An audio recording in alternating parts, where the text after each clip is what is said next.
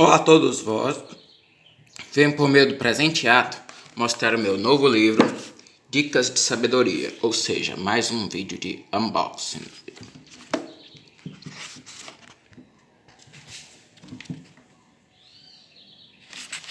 Dicas de Sabedoria, Types of Wisdom, William Menezes Freitas.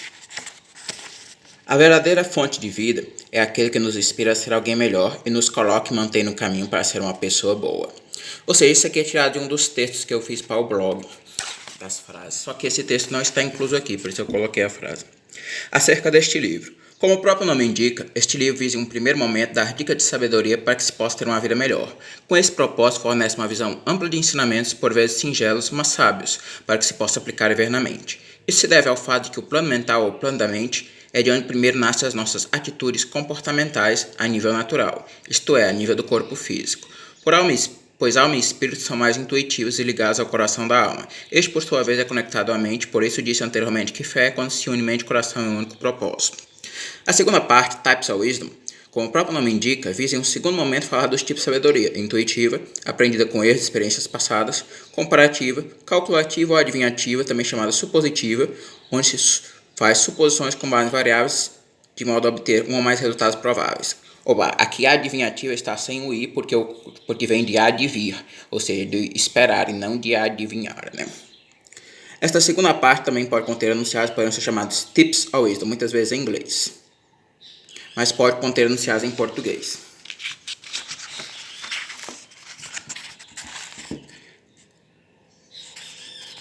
A ideia de fazer este livro em inglês e português surgiu do nome, pois o título em inglês não é sinônimo em português, ou seja, o título de inglês é tipos de sabedoria, em português é dicas de sabedoria, né? Por isso, tips of wisdom.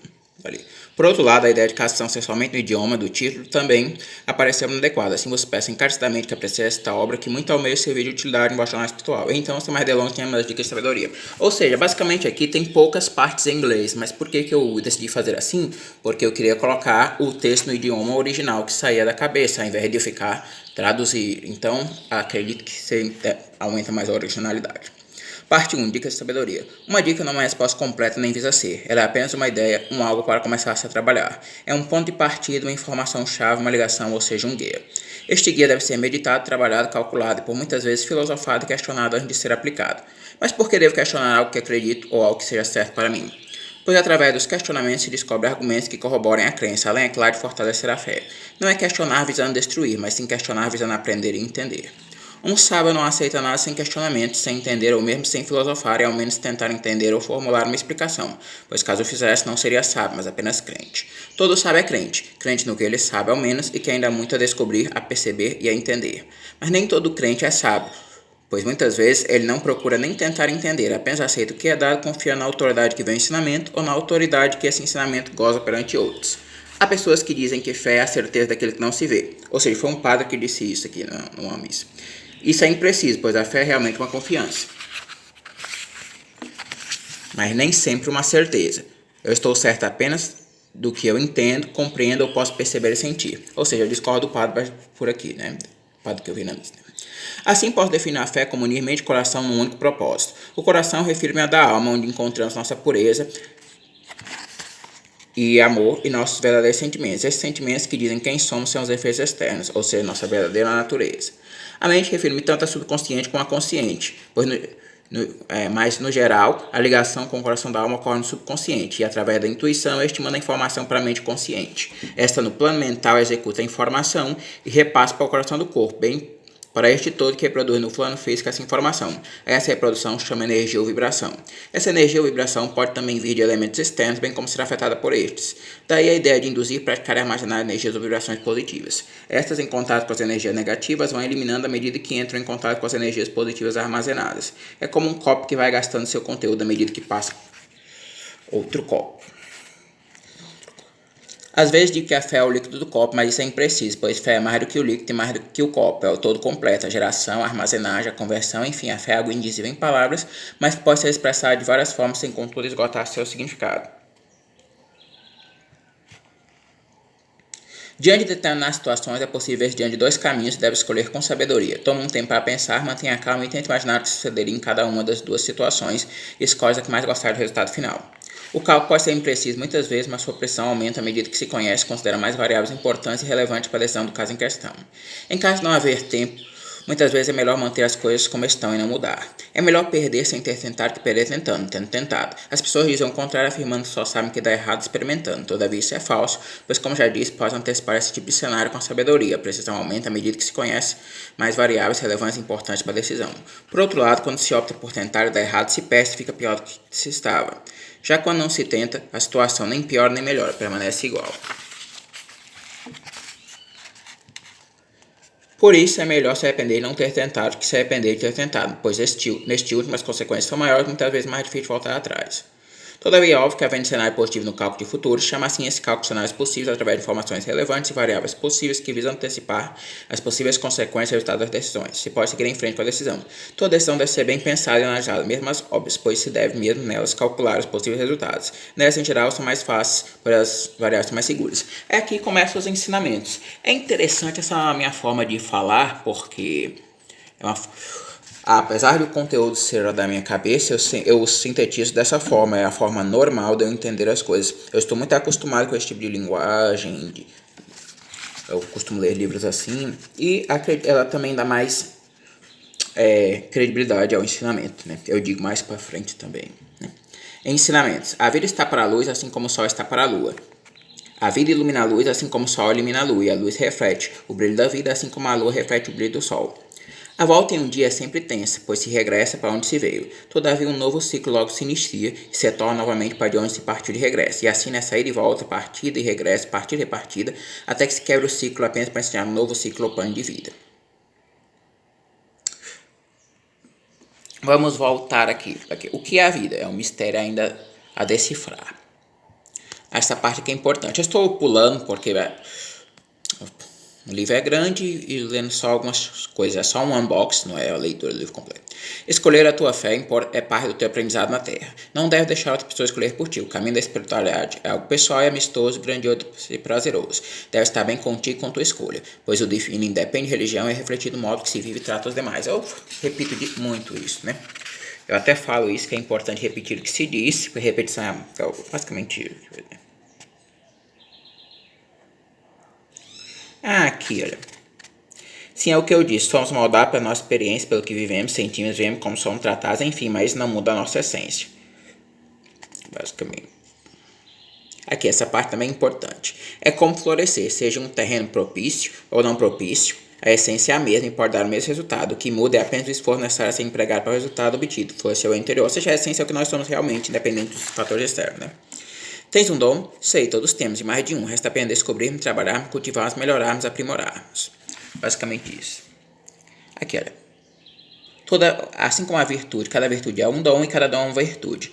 Poder cantar é um dom, mas também a virtude de transmitir a bela energia do canto a quem precisa, ou seja, um veículo de energia divina. O amor abnegado é uma virtude, mas também é um dom. Poder ajudar sem esperar nada em troca, ficar feliz pela alegria do outro, e de poder ajudar deixa a vida mais alegre com mais sentido, ou seja, gerar a sensação de paz interior. O amor, a paz e a união advêm da mesma formação, que na essência é o caráter intrínseco da vida. A aprendizagem que se dá a nível da alma, mas também do espírito e do corpo material, que formam um todo que deve ser coerente. O problema dos três pode afetar os outros dois, pois são e devem funcionar como um. São parceiros e amigos que se devem ajudar mutuamente para melhor viver, o corpo, a alma e o espírito. Quero dizer, a vida está mais próxima da totalidade quanto mais próxima está da nulidade. Ou seja, eu mesmo que essas frases depois eu explico. Basicamente, é legal isso. Né? É o seguinte, o nosso subconsciente tem acesso ao coração da alma, assim a vida está mais próxima da sua essência, a totalidade quanto mais próxima está do subconsciente, nulidade.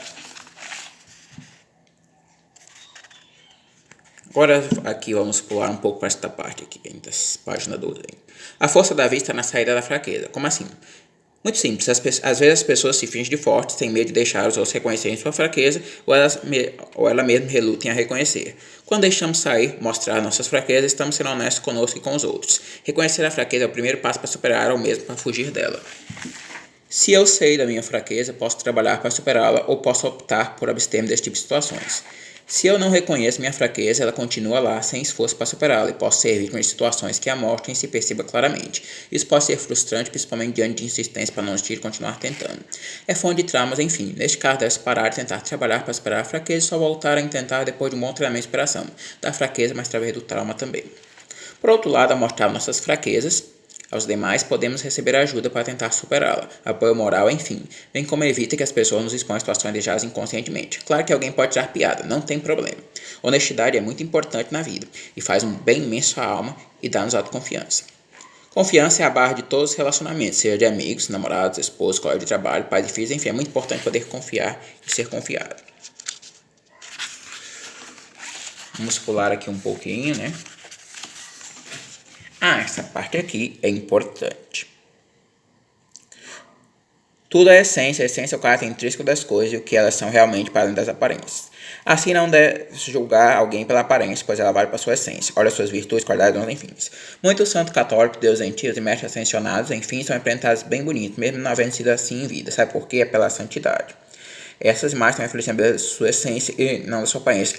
Isso aqui é muito importante. Santos católicos, dá para saber que são os santos da Igreja Católica, tipo Santa Filomena, Santa Bárbara, Santa Apolônia, São Francisco. Deuses gentios eu coloquei aqui porque, por exemplo, vamos dizer, a Kuan Yin da China, né, Afrodite, né, Artemis, né, do grego, e mestre ascensionado, esse aqui que eu queria explicar. Como eu sou católico, muita gente não sabe o que é isso aqui. Mestre ascensionado, segundo a New Age, são aquelas pessoas que eram boas na vida e ascensionaram e agora ensinam as pessoas.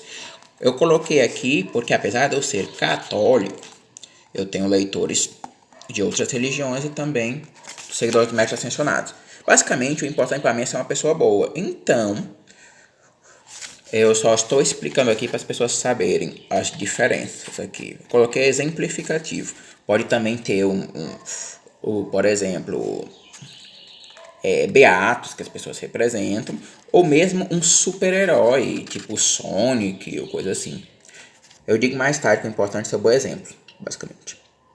Assim como o livro é Dicas de Sabedoria, que não é afiliado a nenhuma religião, apesar de eu ser católico, eu coloco exemplos assim que variam, né? Essas imagens estão refletindo a beleza de sua essência, não sua aparência. Ou seja, é um livro de espiritualidade, não é um livro religioso. Então vamos voltar aqui, né? Na verdade, vamos voltar aqui. A aparência é ilusão, ela muda com o tempo. Envelhecemos, trocamos penteado, enfim. Mas a essência é sempre a mesma, nosso coração da alma, essa é a realidade. Desafio, imagina o teu coração da alma, a tua essência, como a vez. O que ela representa? É bonita? Sabes, o que eu vejo eu não sei, mas o que eu sinto eu sei. Paz, amor, vontade de estar aqui, a escrever e contar ensinamentos que possam ajudar a mim e a outros a ser alguém melhor. Posso dizer que meus livros são parte de minha essência. Os personagens muitas vezes representam aspectos de mim mesmo. Acho que você já percebeste lá a questão lá da Haira, que ela fala altos questionamentos filosóficos complexos que não ensina as crianças, porque ela não pode baixar o nível. Dá para perceber que eu falo muito assim, questionamentos complexos, não baixa o nível. E ao mesmo tempo o Ravi ensina com histórias, não é o destino de Ravi e Hara. E eu também gosto de ensinar com histórias, ou seja, os personagens dizem algo de mim. Por exemplo, em busca da princesa de cristal, o Alan gosta de meditar, ficar num campo, né, tranquilo. Eu também gosto de meditar, ficar no campo tranquilo. Basicamente é como se eu falasse através dos personagens. Basicamente é isso. Passemos a outras instâncias. Ou seja, os personagens são aspectos de mim mesmo, né? Trataremos agora da forma de ver o outro e o mundo ao nosso redor. Podemos escolher ver só o lado bom, só o lado ruim, ou ver os dois, ou ainda ver e fazer algo para ajudar, melhorar e interferir. Se eu vejo só o lado bom, sou feliz, mas isso me deixa vulnerável e pode resultar desastroso, como somos forçados a ver ou reconhecer algo ruim. Se eu vejo só o lado ruim, isso pode afetar meu plano mental e a forma como interajo com os demais. Isso resulta desastroso e até bem mais que a opção interior. Enquanto a primeira peca por excesso de confiança, a segunda peca por falta de confiança. Basicamente, vamos passar um pouco mais para frente. Essa parte também é importante. A verdadeira realidade é o propósito divino. Estamos em comunhão com ela quando desempenhamos nossa função na terra, seguindo nosso destino e usando sabiamente nosso livre-arbítrio. Foi dito que o reino dos céus de Deus está dentro de nós, ou seja, um estado de espírito, modo de vida, modo de ser, pensar e agir que podemos viver ainda aqui na terra, independente do ambiente externo, ou seja, sendo forte para não nos deixar afetar pelas adversidades. Assim, ao desencarne, partida para uma jornada, a materialização desse reino dos céus que criamos dentro de nós, isso é a morada eterna. Por isso foi dito, onde está seu coração, aí está teu tesouro. Eu estou a ler um pouco rápido, não sei muito porquê. Basicamente, isso aqui eu falo em outros livros, como Resposta ao Desafio do Alcorão Sagrado, essa coisa assim. O nosso tesouro é a nossa essência, nosso coração da alma. Com ele construímos o reino do céu dentro de nós com nossas atitudes a cada dia. Cada ato de gentileza, perdão, amor abnegado, enfim. Por isso diz que o paraíso celeste é alimentado pelas boas ações das pessoas, em clara alusão que criamos e alimentamos o reino do céu dentro de nós a cada dia com nossas atitudes, cada ato conta. Esse paraíso celeste é lá na história lá de Levian, é o planeta da Rosa Mística, no livro Universo em Quentes, lá da deusa Lira, que vai para o paraíso celeste e mostra. E se fizermos algo errado, basta estar realmente arrependido e estar preparado para de agora em diante tentar melhorar. Disse tentar, pois é um processo. Falhamos muitas vezes, mas o importante é seguir tentando. Nunca deixe de tentar ser uma pessoa boa. Alguns dizem que não existe pessoa boa, que só Deus é bom. Mas isso não impede que nós tentemos. Afinal, mesmo Deus dessas pessoas também disse que é o Deus do impossível e que basta ter fé suficiente. Assim é uma jornada em busca de uma pessoa boa. Eu não vou desistir. Posso nunca lograr, mas seguirei tentando. E tenho fé que um dia conseguirei meu intento. Assim, tentar e intentar é a mesma coisa do intento e tentativa, vamos falar. Assim cabe a cada um de vós decidir. Quer seguir tentando ou vai desistir diante dos que afirmam ser impossível? O impossível não existe, apenas ocorre que as pessoas não creem ser possível. Por que aqui eu uso vós e aqui eu conjugo no tu? Alguém pode dizer, não seria querer seguir tentando? Na verdade, não, porque cabe a cada um de vós, ou seja, o vós é composto de vários tus, então cada um de vós é o tu, por isso que eu coloco os verbos conjugados no tu. Isso dá para perceber em vários dos meus livros. Quando eu falo a vós diretamente, o coletivo de leitores, eu uso o verbo conjugado em vós. Agora, quando eu falo a cada um de vós, ou seja, cada um de vós individualmente, é o tu, então é o singular.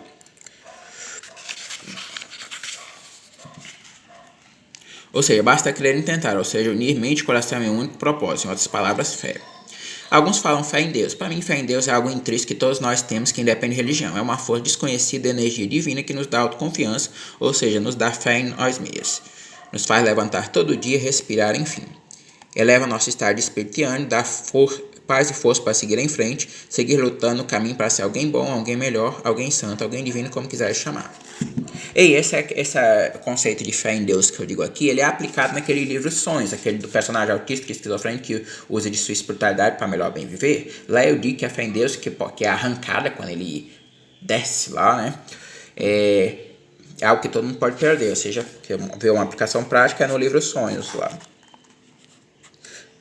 O chamado à divindade, santidade, é para todos. Basta reconhecer, trabalhar a propósito e... E por que tem a reticência? Porque eu explico aqui, olha.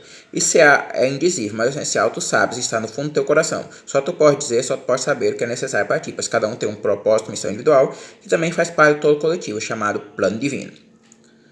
Ou seja, essas aqui, porque cada um tem que descobrir por si mesmo, né? Cada um sabe o seu. E eu incentivo muito nesses livros a pessoa olhar para dentro de si, porque a verdadeira sabedoria, ela vem de dentro, não é adquirida em livros, ou seja, olha dentro de si. Isso aqui é importante, tu importas, tu és importante. Isso aqui não era tão necessário ensinar na geração Y, mas ultimamente é bastante bom reforçar isso. Nunca deixe de acreditar nisso, que tua vida tem sentido, pois faz parte de um propósito maior que todos nós. Aceita a ti mesmo e não deixe nunca de acreditar em ti, não importa o que pensam outros. Certo? Tu és importante, tu importa. É bom sempre referir isso. Cada um é importante, cada um tem sua individualidade, né? Cada um tem seu valor. O divino sempre fornece tudo que precisamos para cumprir nosso propósito, missão na Terra, ou ainda na existência. Isso também eu sempre coloco nos livros. Às vezes chamamos os altos poderes celestes. Como é que eu chamo os altos poderes celestes? Em busca da princesa de cristal, porque não se sabe quem são os altos poderes celestes de Étola. Eles são referidos assim também. Em relação ao aspecto da divindade, mas também à força desconhecida que nos impulsionam avante rumo ao nosso destino. O amor abnegado, a gentileza, o perdão, a autoconfiança, a paz, a tranquilidade, a serenidade, a temperança, a coragem, enfim, são virtudes e aspectos da divindade que podem se manifestar em cada um de nós. Alguns nos chamam anjos, por exemplo, anjos do cor das virtudes, né? O amor abnegado, o anjo do amor abnegado, basicamente sim. Outros chamam deuses, por exemplo, a deusa Coin também não tem a ver com misericórdia. E outros mestres, o pessoal chama de mestre ascensionado. Outros ainda virtudes, ou seja, as virtudes com V maiúsculo são um dos coros dos anjos. Mas no mais, o que importa é o cultivo dessas virtudes aqui com V minúsculo, né? Por nós e a paz que elas trazem. Ou seja, lá no livro Sonhos, há um capítulo chamado do cuidado com a virtude, né? E a virtude lá é um anjo, ou seja, é por isso que eu coloquei com V maiúsculo lá. Lá no livro Sonhos, né? Ou seja, é um verdadeiro sentimento de realização. Ou seja, não importa muito se a pessoa se chama anjo, se chama virtude, se chama Deus, se chama mestre. O importante é ser uma pessoa boa, ou seja, cultivar uma boa abnegada, a gentileza, o perdão, a autoconfiança, a paz, tranquilidade, serenidade e esperança. Isso aqui eu repito várias vezes no livro. Quer ser feliz? Ajuda outros a serem felizes. Algo que nos faz felizes é ver a felicidade do outro, é algo contagiante. Dá conselhos sábios, palavras de consolo, estejas lá quando o teu amigo precisar de ajuda. Enfim. Por outro lado, e não menos importante, aprenda a ser grato pelo que tens e não pense muito no que não tens. Mira objetivos que estão ao teu alcance, ao invés de focar em objetivos maiores, e pouco a pouco vai chegando mais próximo do objetivo maior. O objetivo maior é a nossa paz de espírito, bem mais valioso podemos almejar aqui neste mundo. Ou seja, eu tenho também um livro chamado Guia de Espiritualidade para a Paz de Espírito, que eu foco muito nisso, só que aquele é um guia mais prático, esse aqui é mais teórico. Sou eu, és tu, somos nós, sois vós. Esses versos são potentes, o ser vem da essência. Assim, cada um de nós é único e diferente, especial no sentido de nossa individualidade. Isso aqui é muito importante, essa parte de baixo. Tentar mudar quem somos ou fingir que não somos apenas para pertencer a grupos, enfim, pode ter consequências desastrosas. Devemos ser honestos conosco mesmo. Se o grupo não me quer do jeito que sou, ele não me merece, assim procuro outro grupo. Se não encontrar nenhum que me aceite por quem sou, fico só. Grupos são importantes, mas mais importante é fiar quem somos de verdade. Não ter vergonha de ser quem és. É interessante que a fé faz parte de quem somos, bem como as crenças. Eu, por exemplo, não tenho vergonha de falar no que acredito, no que gosto. A espiritualidade é algo importante na minha vida e é indissociável dela. Eu acho que vais poder perceber que eu manifesto a espiritualidade até nos meus livros de fantasia. É parte de quem sou. Quanto à espiritualidade, ela não é importante para ti? Agora isso aqui é importante também. Eu estou fazendo essas perguntas para vós responderes, afinal são dicas, e a melhor dica é olhares e buscar as respostas no teu interior. Eu vou ler um pouco mais devagar, que está um pouco enrolada a leitura. Entrar em contato com a tua essência. Assim, de vez em quando faço essas perguntas-chave para vos ajudar. Vós podeis criar as vossas perguntas-chave, afinal, a espiritualidade é personalizada e individual. O mestre apenas dá dicas e o ouvinte que descobre os sentidos delas para ele. Fala ouvintes e não discípulos. Notastes? Ou seja, vós notastes. Um discípulo segue piamente o mestre, já o ouvinte apenas ouve e aproveita o que crê que serve para si. Ou seja, o ouvinte não é obrigado a aceitar ou crer, apenas escuta e vê o que ressona com ele, consigo. É porque algumas pessoas não entendem o consigo, então eu coloquei com ele aqui fora. E aplica o que ele acha que serve para si. Para si é para ele, porque o correto é para si. Hoje no mundo há muitos discípulos e poucos ouvintes. Muitos mestres vão fazer discípulos fiéis. Já eu creio que se deve fazer ouvintes. Por quê? Isso aqui é importante, hein? Porque o importante é ajudar as pessoas. Assim, um discípulo fiel pode entrar em conflito com outro discípulo fiel que crê diferente. Isso não ajuda as pessoas. O conflito é algo que se deve evitar e deve existir apenas o mínimo necessário. Já o ouvinte não entra em conflito com outro ouvinte, pois ambos são lícitos para aceitar ou não o que foi dito, bem como usar ou não, seguir ou não, seja no todo apenas parcialmente. É claro que para o mestre o fiel é mais útil e mais benéfico, pois perpetua o seu ensinamento. Todavia, o foco não deve ser no mestre, mas sim nas pessoas. O mestre ajuda as pessoas com seu conhecimento, assim o ouvinte realiza plenamente a função do mestre, ajudar as pessoas, mesmo quando isso acarreta apenas ensinamento. Esquecimento. Ou seja, aqui essa parte de mandar é tão ruim que ser mandado, eu explico porquê, né? A questão do controle do próprio destino, olha. Isso aqui é importante. Eu sinto me confortável com a ideia de que alguém, Deus, tem tudo sob seu controle. Isso me dá confiança e certeza de que vai dar certo ao final. Basta confiar na providência que eu tenho um destino maior que eu. Eu vou por tudo aqui é importante, mas eu estou pulando para que é um unboxing, não é uma leitura completa. Aqui é um exemplo, basicamente.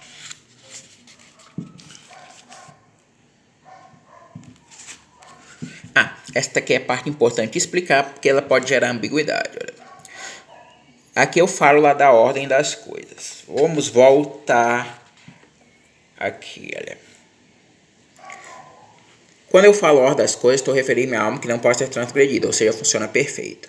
Já uma lei pode ser usada nesse sentido, mas no geral, o sentido consagrado de lei é algo que deve ser obedecido. Mas se a pessoa não obedecer, há uma pena para o transgressor da lei. Em outras palavras, a lei pode não ser cumprida. Nesse caso, há uma pena para o transgressor. Já na ordem das coisas, essa ordem não admite ser descumprida. Assim, não há necessidade de haver uma pena para o eventual transgressor, porque essa ordem não pode ser transgredida. Em outras palavras, é algo que funciona automático, entre aspas. Coloquei automática entre aspas porque uma comparação equivale a dizer que o ser humano não pode ir contra ela nem que queira, pois está além de suas capacidades. Por outro lado, sabe que a ordem das coisas não é automática no sentido de sistema, mas sim que há seres responsáveis por controlar tais atividades, que juntos compõem a ordem das coisas. Alguns se chamam anjos, ou seja, tem gente que diz que são os anjos, potestades, principados, etc., que controlam a ordem das coisas, fazem o mundo funcionar. Outros chamam Deus, ou seja, tem gente que acredita que são os deuses lá do Olimpo, de outros locais que fazem as coisas funcionarem direito. Outros chamam mestres ascensionados, tem gente que diz que eles estão lá numa fraternidade universal e que eles controlam. Basicamente, o que eu quis dizer é que ao que pode gerar ambiguidade aqui, que eu estou explicando, é porque alguém pode pensar que eu estaria a dizer que a ordem das coisas é composta por anjos, deuses e mestres ascensionados, quando na verdade eu quis dizer que algumas pessoas chamam anjos, outras deuses e outros mestres ascensionados, dependendo da religião ou crença que elas têm. Ou seja, mas o importante aqui é saber que a força para além da capacidade humana que faz com que tudo funcione em ordem. Por que eu digo isso? Porque as pessoas que chamam anjos, as pessoas que chamam Deus, as pessoas que chamam mestres ascensionados é com base nas suas respectivas crenças. E possa ser que não seja nenhum desses que esteja funcionando, pode ser que sejam entidades que não tenham ainda entrado no conhecimento religioso humano. Então é basicamente isto que eu quis deixar claro. Que eu uso alguns no sentido de algumas pessoas. Basicamente. Aqui ficou claro aqui. Assim, um comando seria executado por alguém. Eu falo alguém, eu não digo quem é, porque não se pode dizer aí, não sei a certeza. E não por um sistema. Por isso eu particularmente não gosto muito de decretos, prefiro orações, pois eu acho mais íntimo colocar as minhas necessidades, agradecimentos, enfim, deixar que a providência proveja o que eu preciso, ao invés de escolher algo só para depois descobrir que não era isso que eu realmente queria. É como eu já disse para mim algumas vezes, que saber o que a pessoa realmente quer já é um grande passo, pois no geral as pessoas, eu incluso, não sabem o que realmente querem. Elas pensam que sabem só para depois descobrir que não era o que pensavam. Decretos. O que é decretos aqui? Esse decreto não é no sentido jurídico, é no sentido que a pessoa está dando comando para o sistema, aquelas pessoas que pensam que é um sistema que não são alguém, ou mesmo que acreditem que são alguém, dá o comando para essa pessoa executar. Ou seja, vamos dizer que fosse assim, não é desse jeito, vou dizer, eu quero abrir a porta, vamos dizer que esse não é exatamente isso. Eu estou dando um exemplo fora do contexto religioso. Aí a porta se abrisse. Aí, por exemplo, eu quero abrir a porta, fosse o comando, e a porta se abrisse só com ou ouvir o comando, eu quero abrir a porta, ou se eu falar o comando, eu quero abrir a porta, alguma entidade abrisse a porta para mim. Basicamente é isso que é um decreto. Só que, como eu disse, a pessoa às vezes não sabe o que quer, então ela decreta, aí o ser faz o que a pessoa decretou só para a pessoa se arrepender do que fez. Por isso que eu prefiro a oração. Porque a oração eu deixo o ente livre para fazer ou não. Porque é interessante deixar a entidade livre. Para mim é importante. Olha, aqui, olha. Assim, na oração, eu deixo a entidade livre para me atender ou não. Isso é importante para mim. Acaso não é para ti? Ou seja, para mim é muito importante. Vamos dizer que eu peço uma coisa que eu não queira. Aí depois eu descubro, eu deixo a entidade livre para dizer não. Ou seja, a pessoa é bom confiar na entidade que ela cultua. Muito legal essas dicas, não? Eu estou a gostar muito de as escrever. Sinto paz, sou meu primeiro leitor, ou seja, o primeiro destinatário da mensagem. Por que disse isso? O que isso tem a ver? Tudo deve estar feliz com o que faz. Ou seja, trabalhar com o que se gosta é fonte de alegria de se sentir bem consigo mesmo. Basicamente, eu digo isso também no Para Além do Universo. Acredito que a Ávila fala lá isso. Acredito que a Ávila perguntam a ela se é melhor um trabalho rentável, mas que a pessoa não gosta, ou um trabalho que ela gosta, mas que é pouco rentável. Ela diz mais ou menos assim que é relativo, porque o trabalho que ele gosta, ele pode ser pouco rentável agora, mas ele vai exercer com afinco e pode tornar-se rentável depois. Já o que ele não gosta, ele vai trabalhar sem coragem, sem querer, sem vontade, e isso vai acabar com que o trabalho que era rentável passar a ser não rentável. Ou disso, eu basicamente, nas fantasias, eu falo as coisas espirituais através dos personagens. A vida é algo sempre novo, mas também sempre antigo. Sempre novo, pois toda novidade, pois tudo se renova. Mesmo as situações mais cotidianas, como ir ao trabalho ou à escola, é sempre diferente a cada dia, pois apesar de semelhantes, há sempre algo distinto a cada dia. Em outras palavras, os dias não se repetem. Sempre antigo, pois a vida em si remonta a tempos imemoriais e é um dos mais antigos mistérios que existem. Muitas vezes as pessoas já dão por sentada a vida só para depois perceber que já perderam. O que é dar por sentada? É dar por seguro, basicamente. Isso me refiro à vida aqui na Terra. Cada instante conta, cada segundo, cada gesto, cada deve ser vida com gratitude, gratidão por estar aqui. Por que eu coloquei gratitude e gratidão? Geralmente eu coloco essas palavras entre parênteses quando há duas formas de se dizer uma coisa e eu gosto de deixar as duas formas para garantir o entendimento. Eu sei que a vida não se esvai na morte, muita gente crê que o destino depois é bem melhor. Mas é melhor que aqui. Mas sabe, eu sou grato, até eu estou lendo por vir aqui. Se há algo melhor que me aguarda, bem ótimo, mas de momento vir aqui é uma bela oportunidade, um aprendizado, bem como a oportunidade de ajudar os demais. Basicamente eu vou pular esta parte aqui, porque o livro é grande, vou ler tudo. Esta parte, essas frases são as legais que eu vou te explicar. É sempre novo dizer algo que não foi dito, mas é sempre determinante repetir o que se disse. Por quê? Porque a repetição é a base da fixação e propicia facilitar a aprendizagem, pois estimula a memorização e esta memorização facilita e gera subsídios para o raciocínio. Eu ficava falando direto essa frase quando estava escrevendo lá para as pessoas. Agora aqui é outra frase. Uma novidade é sempre recebida com cautela em um primeiro momento, porque o desconhecido é algo difícil de controlar, é algo incerto, enfim. É através da observação cautelosa que se determina se a novidade, mudança é benéfica ou não. Assim, após essa observação cautelosa, se tem uma opinião formada da mudança, todavia ela já deixou o desconhecido para se tornar algo conhecido. Apesar de as consequências dela ainda porém serem certas, elas já podem ser antecipadas por suposições, coisa que não era tão simples quando ainda beirava o desconhecido. São frases simples, mas de alto impacto aqui deste livro. Mas repito o que já disse antes, não as aceitei sem questionar, pensar, filosofar e ver se elas realmente funcionam contigo, pois cada um de nós é diferente, muitos desses ensinamentos refletem a minha espiritualidade pessoal e cada um tem a sua, uma jornada individual. Isso mesmo, entendeste? O meu objetivo com este e os demais livros é você fazer pensar e refletir, um exercício filosófico, pois eu creio que a sabedoria verdadeira vem de dentro, do nosso interior, da nossa essência, e para isso devemos estar em sintonia com ela, ou seja, em sintonia consigo. Aqui o teste do coração. Aqui. Para saber se uma atitude, decisão, etc. é a correta, basta verificar se seu coração está em paz com ela, o coração da alma. Sabes, a pessoa sente quando algo está equivocado, pois somos feitos para fazer o bem sem esperar retribuição. Sentimos-nos em paz. E não para o mal, pois se sente uma sensação estranha que é difícil de descrever com detalhes, mas pode chamar genericamente de mal-estar ou intranquilidade. Vamos pular aqui algumas partes. Essa questão da vida aqui é assim. Singular. Esta parte é uma explicação bastante grande. Eu coloco aqui regiões D, A, vamos passar essa parte. Aqui essa explicação todinha é para provar a importância de fazer o bem aqui na Terra.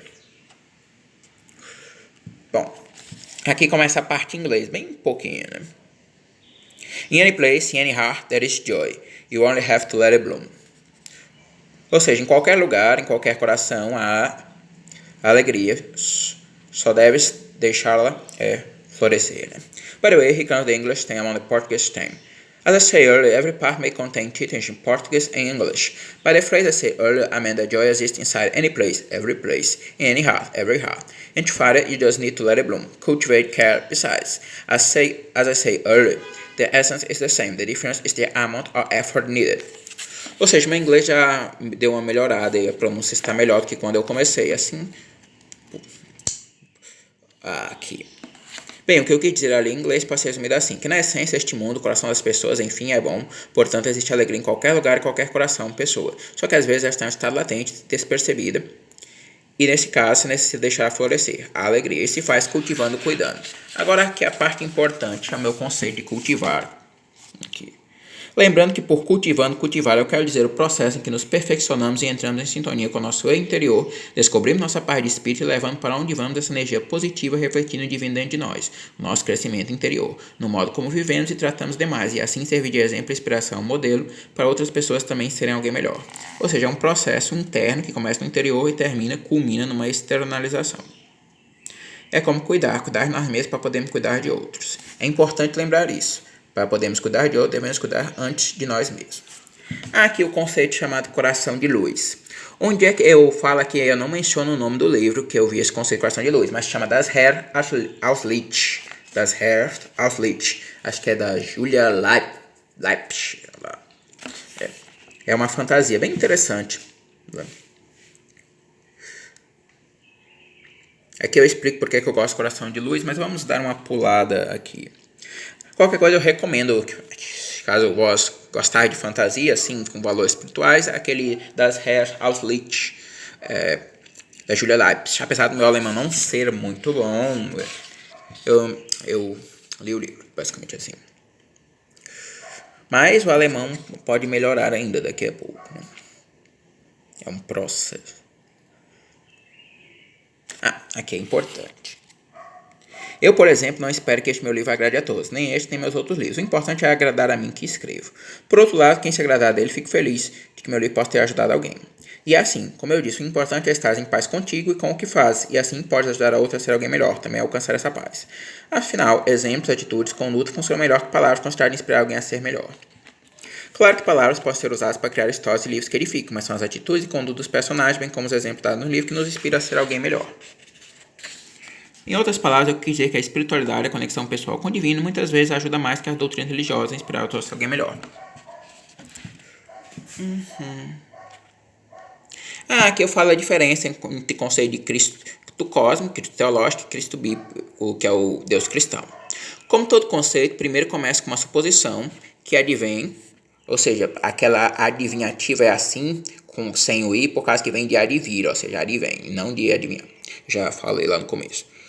Como todo conceito, primeiro começa com uma suposição que advém ou é seguida de um questionamento que gera uma teoria e se testa a sua aplicação e se é adequada a solucionar satisfatoriamente o questionamento proposto. Assim eu vejo onde se aplica e reproduzo com a justificativa. Em outras palavras, para mim, Cristo cósmico é praticamente sinônimo de Cristo ficcional, onde através da fantasia, muitas vezes super-herói, se ensina às pessoas a importância de ser alguém bom, o cultivo das virtudes, amar o próximo, enfim. E é vendo, lendo ou mesmo criando Cristo cósmico que eu aprendo mais sobre o Cristo Deus, ou seja, eu aprendo por analogia. A fantasia é muito boa para ensinar a entender a espiritualidade em seus diversos aspectos. Por outro lado, em outras religiões existem vários bons exemplos, como Siddhartha, Mestre Nada, enfim, cabe a ti escolher o teu bom exemplo de acordo com o que crees seja melhor para ti.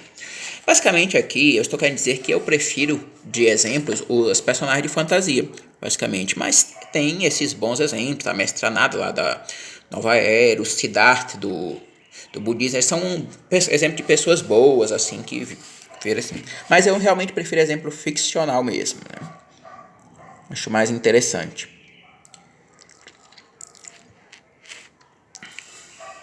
Voltando a mais exemplos, o amor pode manifestar-se na dor, mas é essa dor que abre espaço para preencher de amor. Como assim? É que as pessoas creem que o amor é associado da dor. E muitas vezes isso é válido e até o ideal. Ocorre que neste mundo há várias situações que causam dor, e é nessa dor, essas situações, que se deve receber amor. Sabes, quando alguém está sofrendo, é preciso que alguém a console, dê para a sabedoria e esteja ali para escutar, enfim. É quando ela precisa do nosso amor, e recebendo esse amor que após a superar a dor, ela quererá ajudar outro porque alguém a ajudou quando ela precisou. E é por isso que eu disse que o amor pode manifestar-se na dor.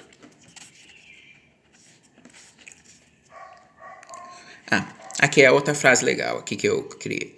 É sempre bom estar... Não, é certo.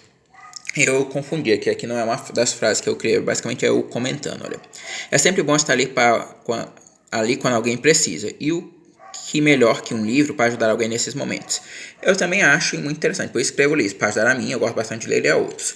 Ou seja, eu escrevo o livro primeiramente para mim, ou seja, por isso que pode perceber, eu sou o destinatário do livro e as outras pessoas são os destinatários secundários, ou seja, eu ensino a mim o que é que eu preciso, ou seja, há muitos momentos da vida que a pessoa está inspirada para escrever isso direto da alma, direto da intuição, e há momentos em que a pessoa precisa ler isso, como se ela esquecesse ou uma coisa assim. Então, basicamente a ideia é essa. E eu vejo que funciona para a pessoa. Como, por exemplo, no livro Sonhos, eu tenho um personagem autista e esquizofrênico que usa espiritualidade para melhor bem viver. Eu também fui diagnosticado com autismo Asperger e com esquizofrenia, e eu uso a minha espiritualidade para melhor bem viver. Ou seja, aquele personagem ele se parece muito comigo, tendo algumas diferenças que acredito que vós conseguireis perceber lá no livro, as diferenças principais daquele personagem.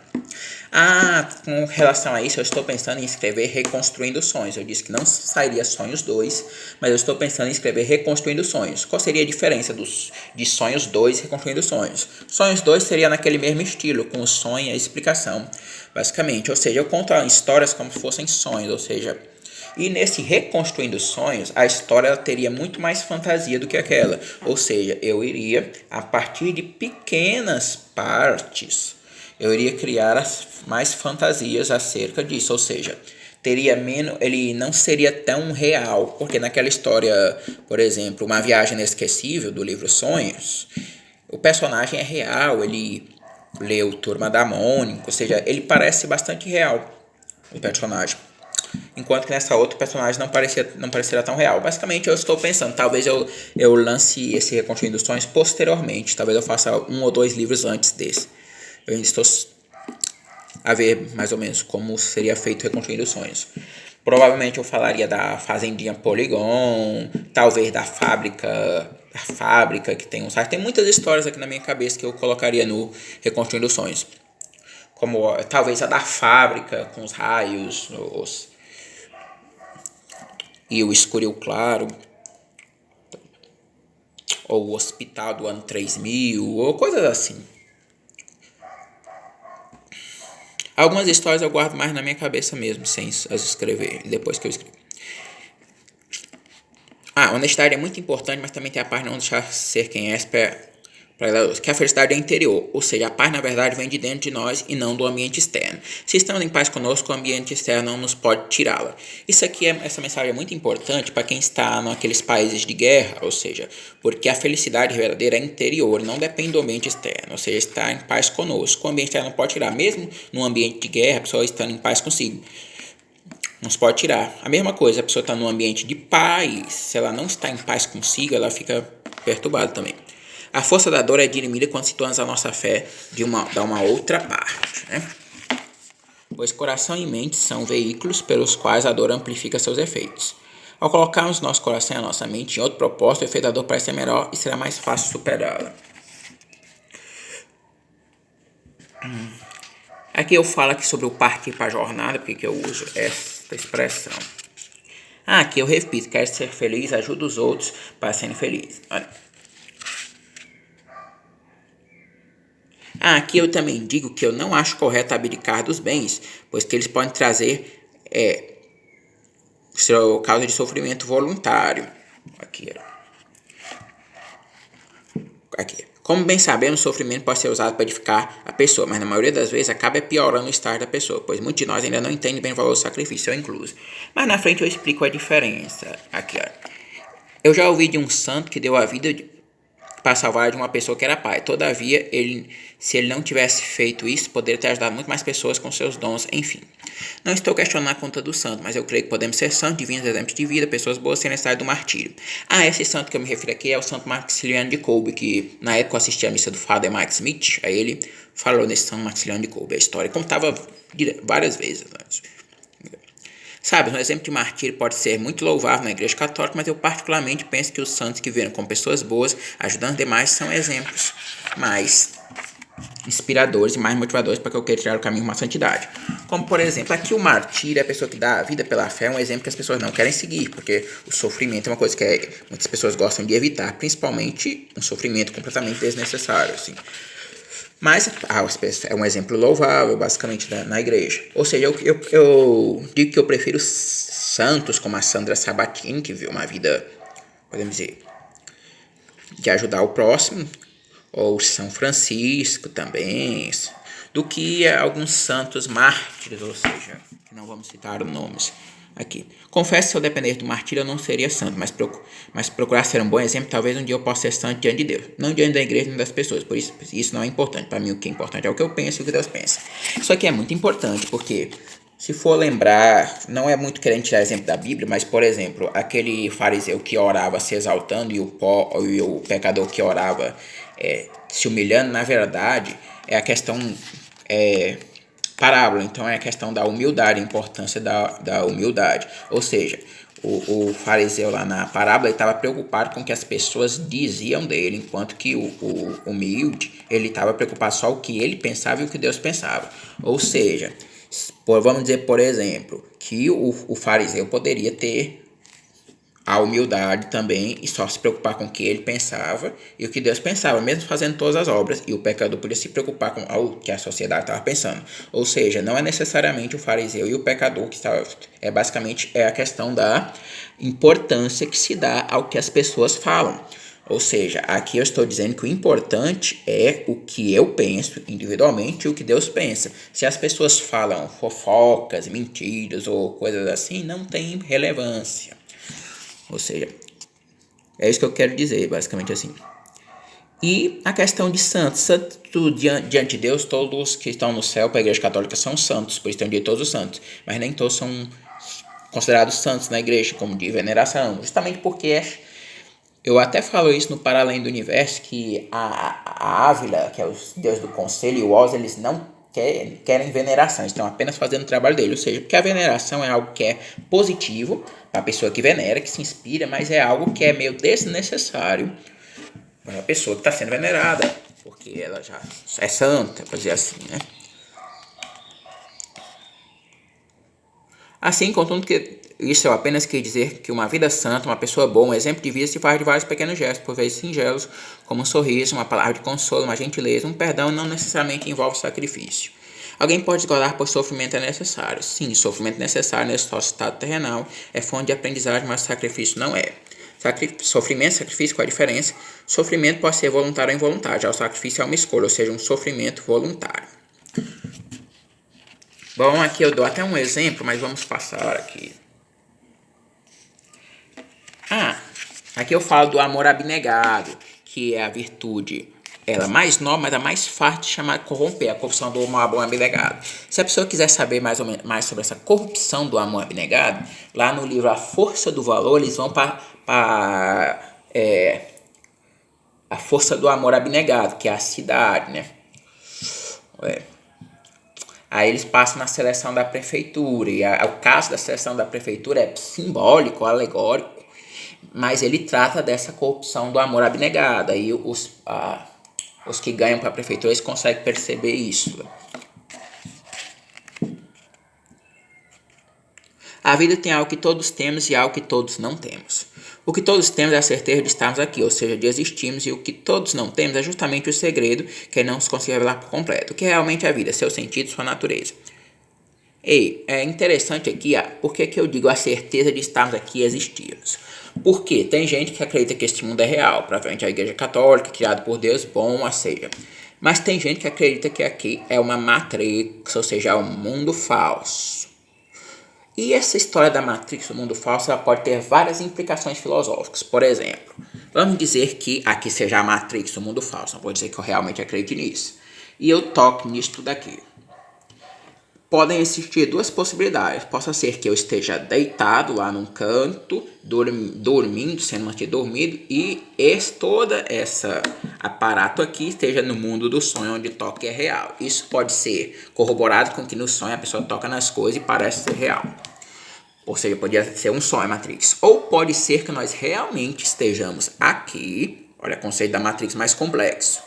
Só que a Matrix seja criada pelos nossos sentidos, ou seja, eu estou vendo e tocando isto daqui, quando na verdade não existiria isto daqui, seria criado pelos meus sentidos, ou seja, eu estaria, por exemplo, aqui o planeta seria uma região que não teria nada, seria só a matéria do caos, e os nossos sentidos criariam a ilusão de tudo isso aqui, ou seja, o tato, o ouvido, o paladar, ou seja, é como dissesse que essa parede aqui, se eu não tivesse a visão, nem o tato, nem a audição, não tivesse nenhum dos 5 sentidos, só a intuição, eu conseguiria atravessar isso aqui.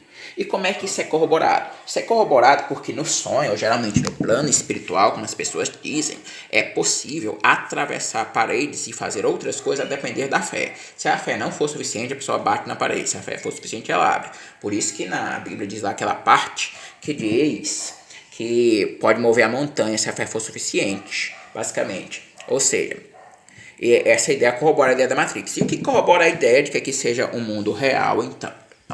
Justamente pelo fato de que este mundo aqui tem várias complexidades que seriam difíceis de simular. E basicamente uma dessas complexidades seria a própria natureza dos sentimentos humanos. Mas se o ser humano existe, por que seria difícil de simular o sentimento? Justamente porque a própria inteligência artificial não simula corretamente os sentimentos. E vários outros assuntos. Ou seja, independente de a pessoa crer que aqui é uma Matrix, que aqui é o mundo real, ou qualquer coisa, nós cremos que nós existimos, porque nós pensamos, basicamente. Foi o que eu quis dizer, a certeza. A vida é essa palavra tão simples, mas sentido tão complexo, muitas vezes vista, mas também não vista, justamente por não ser bem compreendida. Por vista e não vista quer dizer valorizado e não valorizado. Isso resulta da dificuldade de entender a vida tal como ela é na realidade.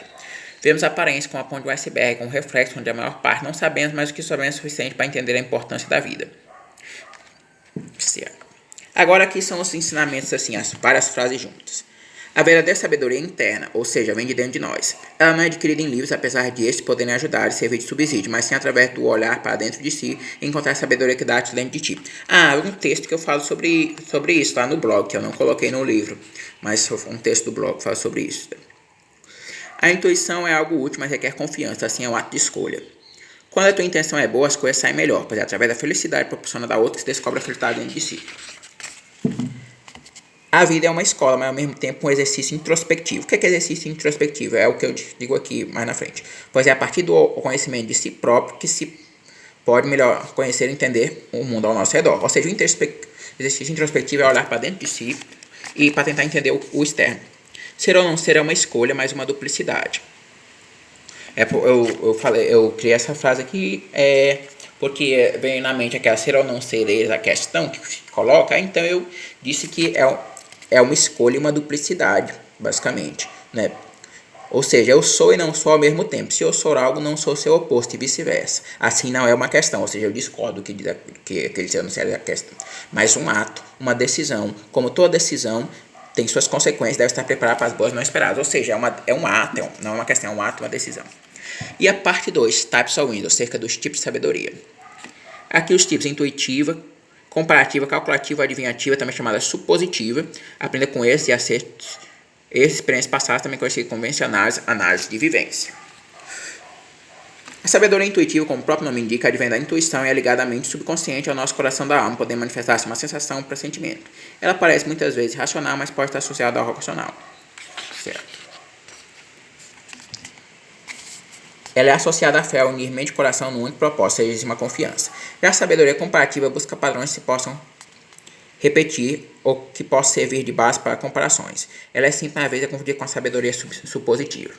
Na sabedoria expositiva, a comparação é usada para supor coisas e tentar calcular, adivinhar o que provavelmente irá ocorrer. É o que chama cálculo de futuros e a pressão aumenta quanto mais se conhece as variáveis relevantes. Lembrando que eu coloco adivinhar sem o i, porque não é um método adivinhativo, e sim uma probabilidade, ou seja, do que pode advir, ou seja, a sabedoria expositiva trabalha com probabilidades devido a tomar decisões mais conscientes, para isso antecipa diversos cenários possíveis, de modo que a pessoa possa escolher o que prefere. Não é uma previsão de futuro exato, muito menos esotérica, mas sim a aplicação da teoria matemática por trás das probabilidades na vida diária. E assim como a probabilidade matemática, a antecipação pode errar, todavia é melhor que não ter nada em que se basear na decisão. Por outro lado, a sabedoria comparativa no geral é entender algo desconhecido comparando com algo conhecido.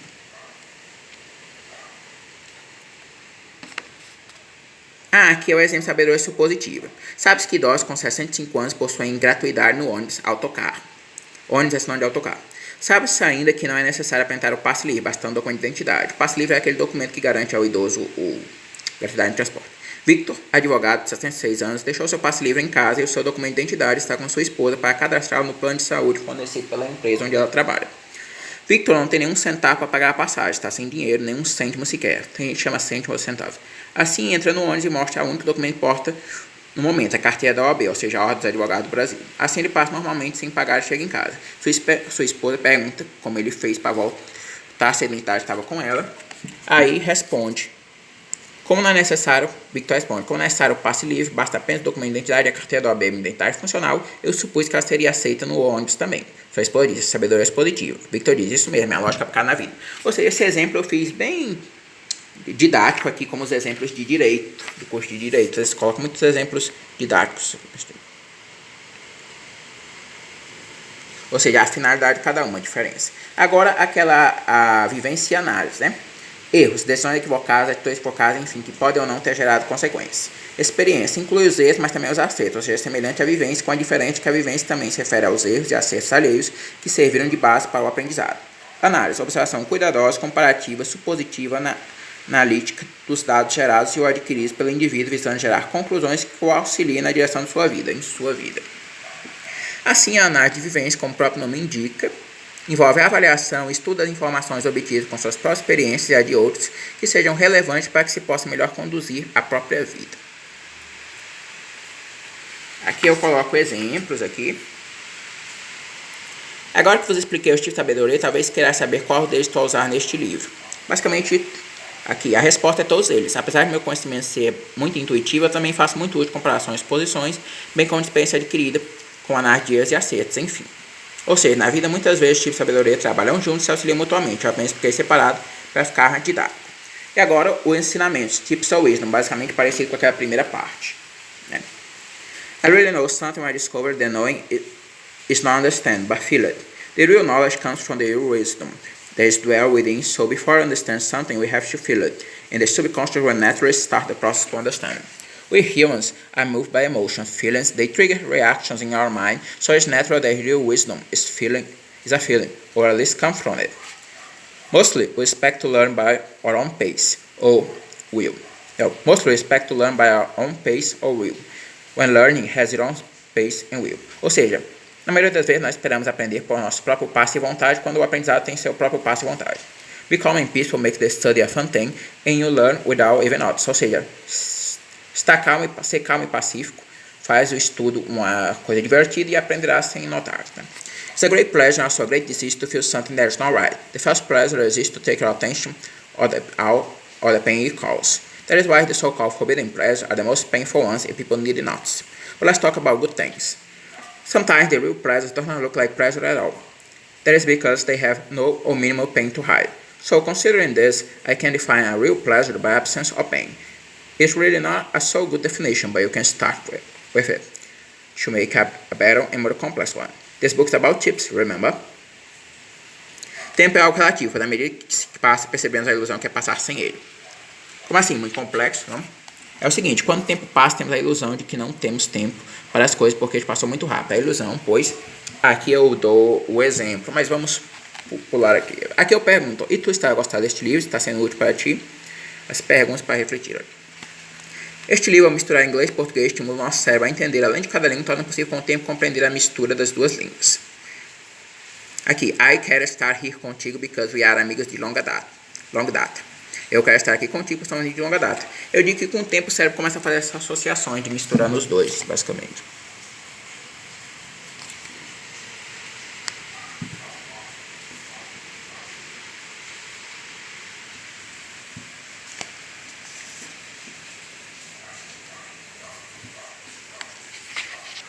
Aqui eu estou pulando basicamente a parte do final. Isso aqui. Quando se aponta o erro de outrem, deixe-se evidência o seu. Ou seja, eu vou explicar com um exemplo. Uma pessoa tem o costume de não pagar o lanche, ela decide criticar o colega que não pagou a televisão, e este retruca que o amigo tem o costume de não pagar o lanche e vem criticá-lo por não pagar a televisão. Em outras palavras, quando se critica alguém, está se dando motivos para ser criticado por essa pessoa.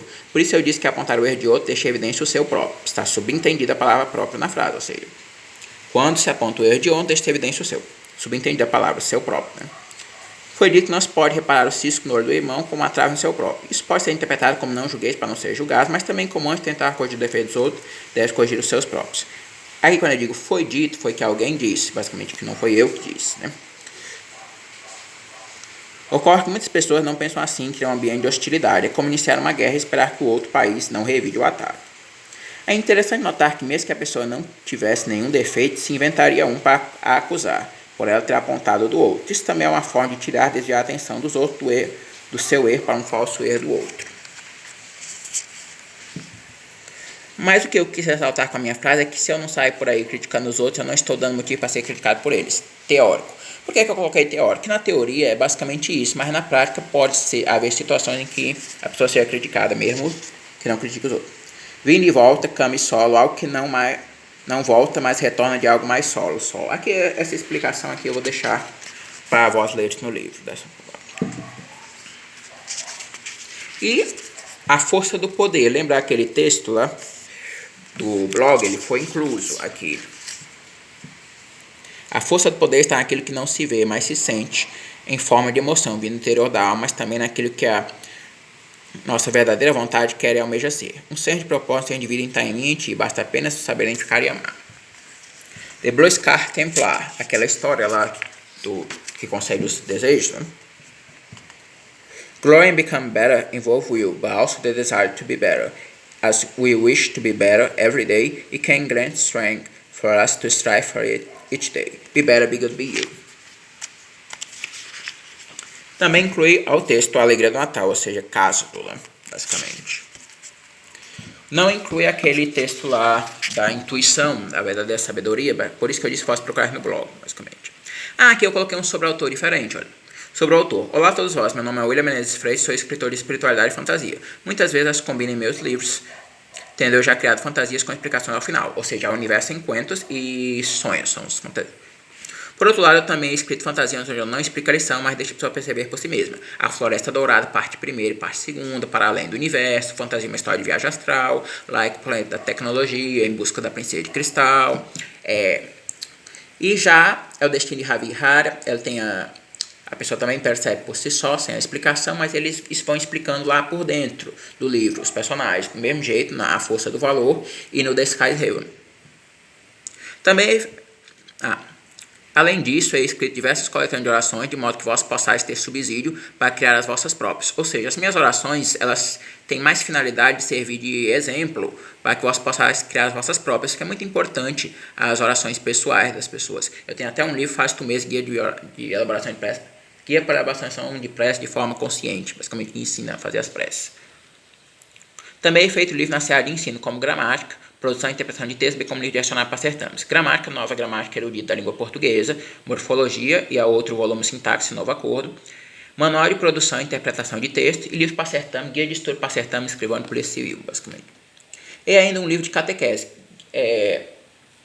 Guia de estudo para uma catequese católica eficiente. Guia de estudos e considerações para uma catequese católica eficiente, onde exploro que seria supostamente uma catequese eficaz. Esse livro pode aparentemente não ressoar com meus outros, pois foi feito para catequeses católicos, enquanto meus outros livros são feitos para pessoas de quaisquer religião, posto que, como sempre digo, o divino depende da religião e reflete no modo como a pessoa vive e trata os demais. Por que eu digo aparentemente pode não ressoar?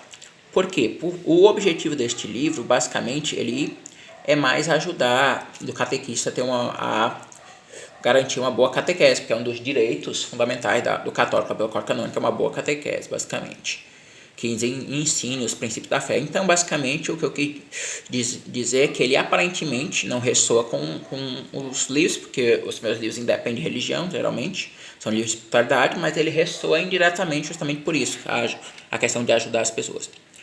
Assim, a grande maioria dos meus livros foca nisso, da importância de ser uma pessoa boa, do cultivo das virtudes, enfim, ou seja, a maioria dos meus livros foca nisso. Sou uma pessoa boa. As minhas histórias devem ser lidas com o coração.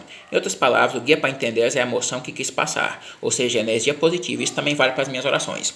Ou seja, muitas vezes, quem lê os meus livros apenas pela literalidade do texto, eles deixam de perceber o sentido principal do texto, que se percebe quando se lê com o coração, para entender a emoção. Porque geralmente eu fiz passar emoções positivas. Por exemplo, Em Busca da Princesa de Cristal eu coloquei a trilha sonora das músicas, ou seja, tem muita música bonita que eu escuto a música para poder absorver a energia e repassar, por isso eu digo energia divina. Como é que eu faço os livros? Eu já expliquei isso também. Voltando aqui. As minhas histórias devem ser lidas com o coração, em outras palavras, o guia para entender é a emoção que quis passar, ou seja, energia positiva. Isso vale também para as minhas orações e livros de espiritualidade como este que estás a ler neste momento. Eu tenho um blog onde posto textos como estes que coloquei ao final do livro, bem como vídeos, trechos e enlaces para meus livros, contando ainda com um audiolivro gratuito narrado por mim. O audiolivro gratuito é o Universo em Cuentos. É só pesquisar lá na caixinha Universo em Cuentos, audiolivro completo. Nos vídeos falo sobre o meu processo de escritura, bem como outros assuntos relevantes para o escopo do blog, que é a conexão com o nível interior, ou seja, o nome do blog reflete o escopo respectivo. O escopo é o objetivo, basicamente, para quem não sabe. E pode procurar ali na caixinha Index de los Posteios, lá que tem um índice que eu fiz para ficar mais organizado, que é muito post, eu atualizo frequentemente. Além disso, nos vídeos eu mostro os livros de papel, de modo que as pessoas saibam seu conteúdo, pois eu acredito que é importante as pessoas saberem o conteúdo dos livros antes de comprarem e se realmente gostam do livro. Eu realmente acredito nisso, por isso que eu faço vídeos como este aqui de unboxing, ou seja, eu estou referindo a vídeos como este. Eu publico meus livros de forma independente pelo Amazon KDP, assim tenho mais liberdade e controle sobre minhas obras, tanto de conteúdo como de difusão. Haja vista a Amazon trabalhar com um sistema de impressão por demanda e com a distribuição estendida, o que permite que os livros tenham, no geral, um preço similar nos mais diversos países do globo, o que muitas vezes não é possível com editores tradicionais. Basicamente isso. Só que as desvantagens do POD também são a disponibilidade do livro em menor escala, porque ele é impresso quando as pessoas compram. Por isso também barateia o custo para os outros países, basicamente. E a forma independente que eu tenho controle sobre as minhas obras, basicamente, que eu tenho os direitos da obra. Eu creio no que escrevo, para mim é algo sagrado, já visto que eu sou escritor, e não é o escritor que faz os livros, mas os livros que fazem dele um escritor. Tem gente que discorda desse meu posicionamento, mas eu acho realmente que é os livros que fazem da pessoa um escritor, e não o escritor que faz os livros, porque é o dom, né, basicamente. Por isso que é algo sagrado, que é o dom de Deus para escrever o livro. Esse é um pequeno trocadilho que visa dizer que o livro vale pelo seu conteúdo, assim o prestígio do autor fica em segundo plano, sendo que em primeiro fica a obra propriamente dita. Ou seja, eu faço esses vídeos de unboxing mostrando o livro praticamente todo porque eu acredito no conteúdo. Eu acredito que o livro vende não é pelo meu nome de autor, e sim pelo conteúdo do livro. Isso para todos os livros. Eu não vou comprar o livro só porque é da autor tal, sem eu gostar do conteúdo, por exemplo, assim. Eu também he feito um livro como personagem autista e esquizofrênico que encontra na sua espiritualidade uma melhor forma de bem viver. Esse livro é baseado em mim e na minha vida, além de meus sonhos. Por outro lado, a forma como eu narro é muito fantasiosa, alegórica e simbólica, tornando assim um livro de fantasia propriamente dito. Ou seja, esse livro é um pouco baseado em mim, porque como eu disse, eu tenho um personagem, sou autista, tenho um diagnóstico autista esquizofrênico, né? E usam a espiritualidade para melhor bem viver, como podeis ver aqui com o blog e os livros. Só que ele também é baseado em uns sonhos, por isso que eu disse que o outro livro não seria Sonhos 2, então seria Reconstruindo Sonhos. Mas a forma como eu narro é fantasiosa, alegórica e simbólica, torna um livro de fantasia propriamente dito. Ou seja, a forma como eu escrevo, a forma como eu crio o personagem e as coisas que eu acrescento, assim, fora os sonhos propriamente ditos, as explicações tornam um livro de fantasia propriamente dito. Basicamente. Eu gosto muito de usar a fantasia e fazer suposições para explicar as coisas espirituais, haja visto que a sua infinidade e complexidade não se pode comparar adequadamente com o que temos neste mundo. Assim, a fantasia é esse elo que pode unir as duas coisas, tornando um todo coerente, apesar de sua aplicabilidade mais teórica. Na prática, cada um é diferente, por vezes vive situações distintas, assim cabe a cada um de vós entender e perceber como esses conceitos podem aplicar-se à tua vida e se são ou não úteis para ti. Ou seja, olha, cada um de vós aplicar-se à tua vida, como eu já expliquei antes, cada um de vós é tu e mais outro tu e outro tu, por isso que eu mudo aqui a conjugação. Assim eu resolvi fazer este sobre o autor diferente para que possais ter uma interação mais direta. Por outro lado, eu também he escrito um livro sobre paz de espírito, guia de sabedoria e espiritualidade para a paz de espírito. Um guia bem mais simples que este, mas por vezes mais direto.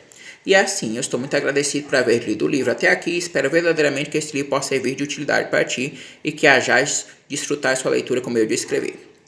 Ou seja, aqui eu já mudei para voz, eu posso servir de utilidade para ti pessoalmente e agora eu já mudo para que voz hajais desfrutar da leitura. É muito interessante, quem faz muito essa troca de tu e voz é o William Shakespeare também, usar o mesmo nome. A frase que inicia o livro é do texto A Fonte da Vida, que está disponível no meu blog, como eu disse anteriormente, do blog. E aqui, William Menezes Freitas, o autor e o blog, innerdivineconnection.blogspot.com. Aqui é acerca deste livro. E aqui é a capinha final. Basicamente, essa plantação aqui é muito interessante para a capa, porque os dons, virtudes são a sementinha que a pessoa planta para crescer. Então, muitas graças por haver assistido este vídeo e vos agradeço, foi mais de 1 hora aqui de vídeo. O meu blog innerdivineconnection.blogspot.com. Podeis pesquisar o livro aqui na Amazon, William Menezes Freitas, disponível em paperback e e-book. Ele também está disponível na distribuição estendida, vários sites. Aqui no Brasil, por enquanto, está tendo mais pouca disponibilidade de livros de papel, mas acredito que resolverão logo. Mas este acredito que ainda está disponível. O blog innerdivineconnection.blogspot.com, William Freitas 4452 no Instagram. E podeis pesquisar o meu LinkedIn, William Menezes Freitas. Muito obrigado a todos vós e bye.